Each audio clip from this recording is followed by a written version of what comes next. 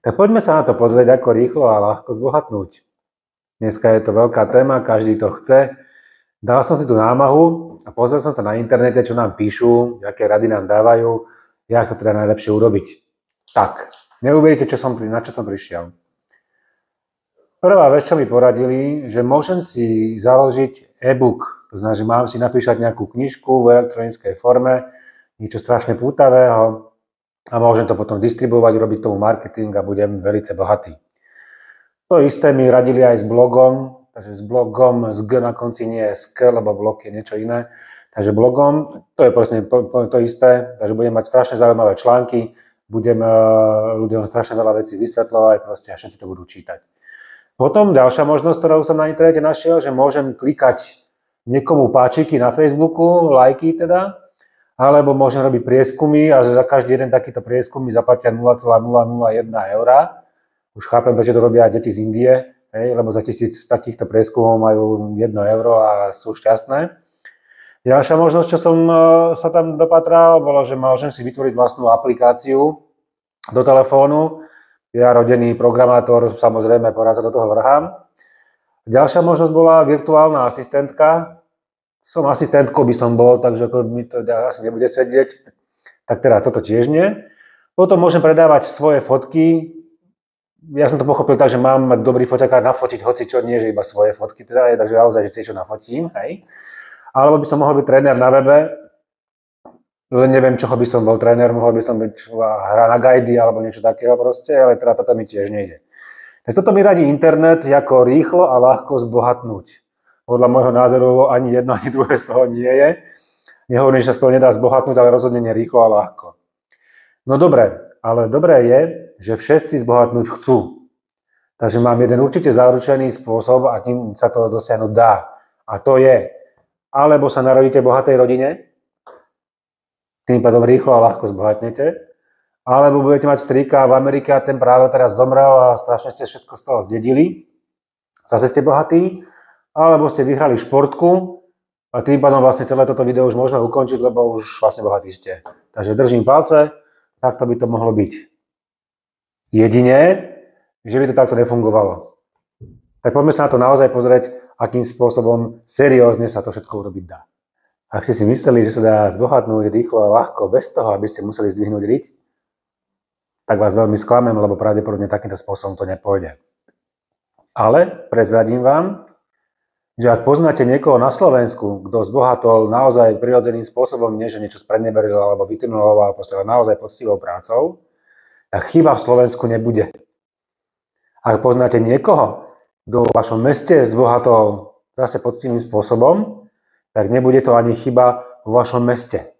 To znamená, že každý z nás bohatnúť môže. V prvom rade musíme vedieť, čo chceme. No a už tu narážame na obrovský problém, lebo ľudia nevedia, čo chcú. A ja sám som s tým mal problém, aby som zistil, že čo vlastne od života chcem. Nestačí iba chcieť byť bohatý. Najhoršie je na tom to, že ani nemám čas zistiť, čo vlastne chcem, lebo som stále v robote. Ale mám pre vás dobrú správu. Podľa štatistiky 180 minút, takže 3 hodinky denne venujeme sociálnym sieťam, telke a všetkým ostatným týmto rušičom času. Tak keď si 1 hodinku na to vyčleníte, a naozaj porozmýšľate nad tým, čo v živote chcete, tak by ten čas ste si aj mohli nájsť. Položte si otázku, prečo teda chcete zbohatnúť? Kvôli tomu, aby ste mali viac peňazí, viac času? Ale prečo? Toto je tá zásadná otázka.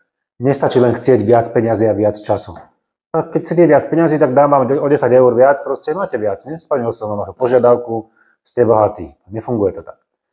To znamená, že na čo chcem viac peňazí? Na čo chcem viac času? Takto si máte položiť otázku. Predstavte si naozaj, že si môžete vysnívať svoj vlastný deň, ako len chcete. Že máte všetky peniaze sveta, máte všetok čas sveta, do práce nemusíte chodiť kvôli peniazom, popravde tam nemusíte chodiť vôbec. Ako by ten váš deň vyzeral?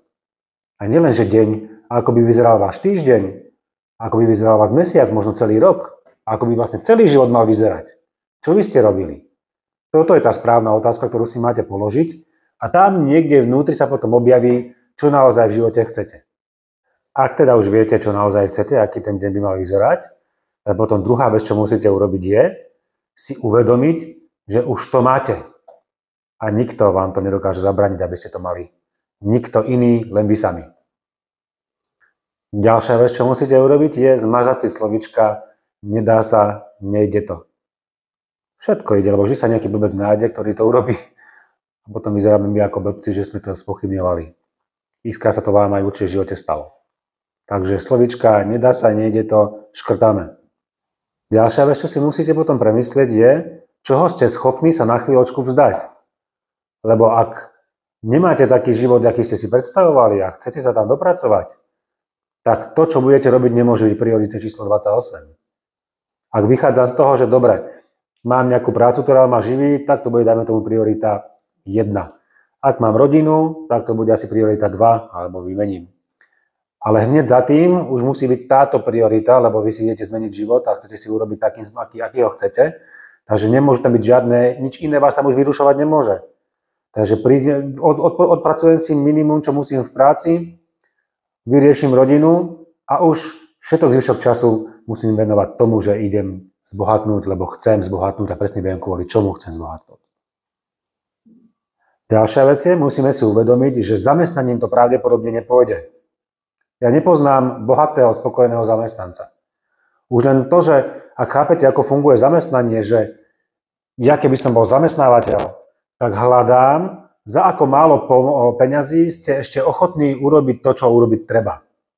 A keby som bol zamestnanec, tak hľadám čo najmenej robiť a čo najviac zarobiť. Takže automaticky už od začiatku na tomto princípe už je hneď konflikt, lebo každý sa snažíme o niečo iné v rámci zamestnania. Takže zamestnaním to asi nepôjde. Budete musieť podnikať. A budete musieť podnikať v čom? No najlepšie je, keď podnikáte v tom, v čom ste najlepší. Takže zase si musíte k tomu sadnúť, v čom som super, čo mi ide, čo ma baví. Lebo tým pádom nepotrebujete žiadnu externú motiváciu. Keď robíte to, čo vás baví, tak sa motivujete sami znútra. Nepotrebujete externe nikoho, aby vás namotivoval. Takže už keď viem, v čom som super a v čom som dobrý a čo ma baví, ďalšiu podmienku, ktorú tam musím dodržať je, že to, čo budem robiť, nesmie byť na úkor niekoho iného. Ja síce zbohatnem, ale ďalších z toho ochudobnie. To takto fungovať nebude. Toto je ďalšia vec, čo si musíte uvedomiť. Takže nikdy nie na úkor niekoho iného. Tým pádom sa vlastne dostávame k tomu, ako zbohatnúť rýchlo a ľahko. Ľahko znamená, že robím to, čo ma baví, lebo do toho sa vôbec nemusím nútiť. Tým pádom to ide ľahko. A rýchlo znamená, že idem pomaly, ale každý deň. Každý deň maličkými krokmi, za týždeň je to obrovský krok, za mesiac je to obrovský skok a za rok mám úplne iný život. Takže ide zbohatnúť rýchlo aj ľahko, ak dodržiavam presne tieto pravidlá. Takže ak nemáte žiadne nápady, v čom ste dobrí, lebo si na to neprišli, ale chcete zbohatnúť, kľudne sa nám ozvite, niečo už vyriešime. Držte sa, vzdelávajte sa, sledujte nás.